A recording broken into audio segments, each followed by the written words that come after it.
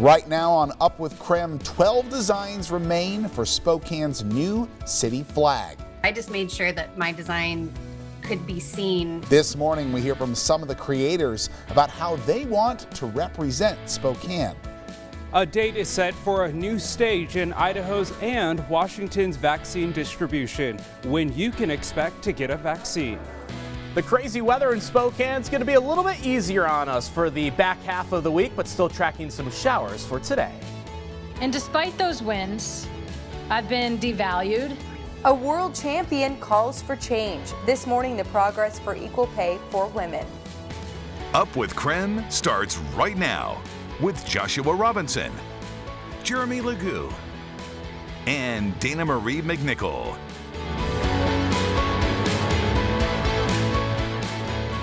Here at 6 o'clock, welcome to Up with KREM. Taking a live look outside this morning. It was a pretty easy drive, Tim, coming into work. Yeah, not too bad. Yeah, nothing like we've seen the last few days. Yeah, and coming up in just a few minutes, meteorologist Thomas Patrick will join us, and he'll tell us what to expect later today. Well, hey there, good Friday Eve morning. You got me excited for a second. I was like, there's always Friday? more to this story, Joshua. You got to stick around. That's right. Of course, we want to get right to our big story of the day, a big step forward for Idaho's vaccination distribution. Starting in 4 days, Idaho is expanding its eligibility. Yeah, that's right. Governor Brad Little announced that the state will allow COVID-19 vaccine for some teenagers. And this morning, we do have Nicole Hernandez joining us live from Coeur d'Alene, explaining why the state is expanding to younger adults. Nicole. Yeah, good morning. So Idaho Governor Brad Little said that everyone over the age of 16 will be eligible for that COVID-19 vaccine coming up here really soon. Now, of course, here in North Idaho, people over the age of 16 are eligible for that vaccine right now. But coming up on April 5th, everybody in the entire state of Idaho will be able to get the COVID-19 vaccine. The Idaho Department of Health and Welfare explained the decision to expand eligibility a few weeks early is partly because of reports from providers.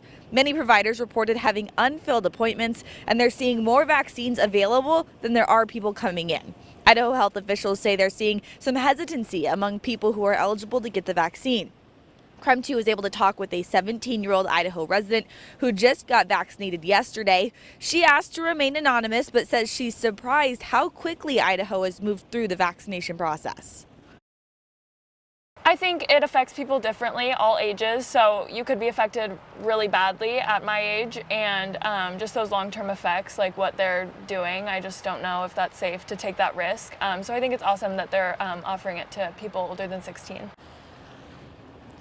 Now, the Idaho Panhandle health leaders are saying that they're taking an educational approach to Washington residents coming over to Idaho to get the vaccine, which obviously affects most of us here living on the border. Live in Spokane, I'm Nicole Hernandez.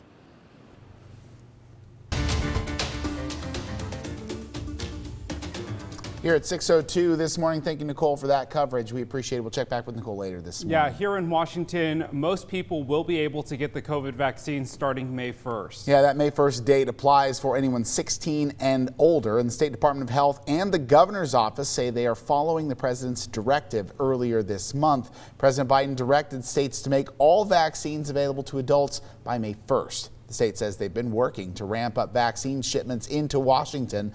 And next week, the state is expected to get nearly 409,000 doses. As of March 17th, Washington is in Tier 2 of Phase 1B that expanded eligibility to critical workers in places like grocery stores, transit, and law enforcement. Next Wednesday, another 2 million Washingtonians become eligible. So here's who will be able to get vaccinated starting next week. Anyone 60 and older, anyone with 2 or more diseases or medical conditions, those living in congregate settings like correctional facilities, group homes, or are homeless, as well as workers in restaurants, manufacturing, and construction. All right, let's take a look outside. Checking in with Thomas Patrick joining us this morning. Thomas, what was it like driving in for you this morning? Honestly, it was quite fine. I could tell that there was a bit of low cloud cover.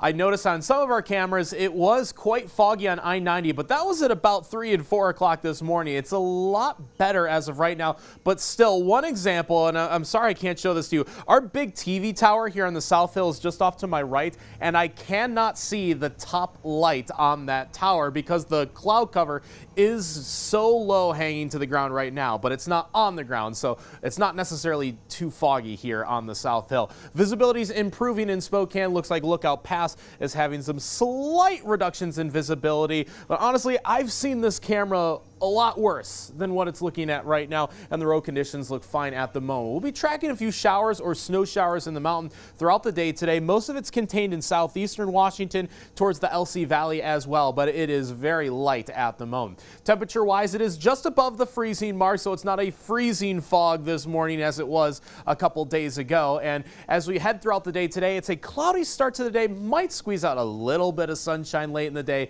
I think it's just going to be mostly cloudy at best, but high temperatures still around 50 degrees for today. But as we head throughout the remainder of the week, we will get more sunshine and we will get the warmer temperatures, and we will get at least one more 60-degree day before the month is through. So I'll break down this weekend forecast and when you can expect more 60s as well, all coming up in just a few minutes. All right, time for your morning rush. More news in less time. A second investigation is open into the COVID-19 outbreak at Durham Bus Services. Washington Labor and Industry says the investigation is into employee complaints. It's specifically aimed at coronavirus safety issues like a lack of social distancing and failure to enforce mask use. The first investigation is related to a death of a Durham employee who contracted the virus. Under state law, Labor and Industries has 6 months to complete both investigations. The Lake Pend Oreille School Board voted to remove their mask requirement following spring break. The requirement comes as Bonner County coronavirus cases drop to a minimal yellow risk level, which is determined by the Panhandle Health. Students can still wear a mask in school if they want to. Students will still remain in their class cohorts after spring break.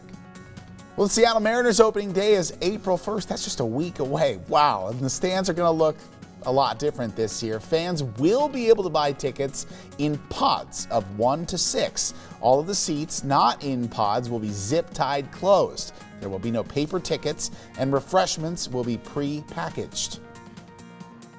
You have to buy the entire pod. So you can't just buy 2 of the 4 and someone else buys the other 2. So it's a pretty slick setup. The Mariners home opener is sold out already. Only 9,000 fans will be let in. That's your morning rush. More news in less time. Let us know what's happening in your neighborhood by using the hashtag #UpWithKREM on social media. Taking a look at what's trending right now, a ship the size of the Empire State Building is blocking a very critical waterway right now, and we're seeing how this is impacting shipping and goods all over the world. Now take a look at this image. The skyscraper-sized container ship is lodged sideways in the Suez Canal. It's also one of the largest cargo ships in the world. The Ever Given, that's the name of the ship, has been stuck since Tuesday. More than $3 billion worth of cargo pass through this area in Egypt every single day. But today, ships carrying everything from medical equipment, oil, and food cannot get through. She's longer than the canal is wide. And so she's jammed in there pretty good. And so it's going to be very difficult to pull her off. We're already seeing evidence that ships are starting to sort of gather at the entrances to the canal, both ends. And so that process, that logjam, is starting to grow as every hour that passes. As of right now, the company has not said what caused the ship to turn sideways, but they have denied reports of equipment failure. There are reports of heavy winds in the area, though. Right now, smaller tugboats are working to free the 1,300-foot vessel. If the boat cannot be freed, it would take weeks to unload all of the cargo. And switching gears now to Gonzaga basketball. Of course, Bulldog pride continues to grow as we head into this week where we see Gonzaga match up Creighton in the Sweet 16. After the break, Laura Papetti joins us to tell us how you can share your Bulldog pride here on Up with KREM. And of course, it is an exciting time to be a Zag and a Zag fan as they take on Creighton this weekend. We want to remind you, tip-off is at Sunday at 11:10 a.m. It is the Zags' 6th straight season making it to the Sweet 16. It's a game you can only watch on KREM 2. I think we all should be getting some of those temporary tattoos like Laura had in that picture. Weather-wise, it is going to be a little better today, a little bit warmer, but we could use some more sunshine. I got some of that for this weekend. Take a look at that part of the forecast in a few moments.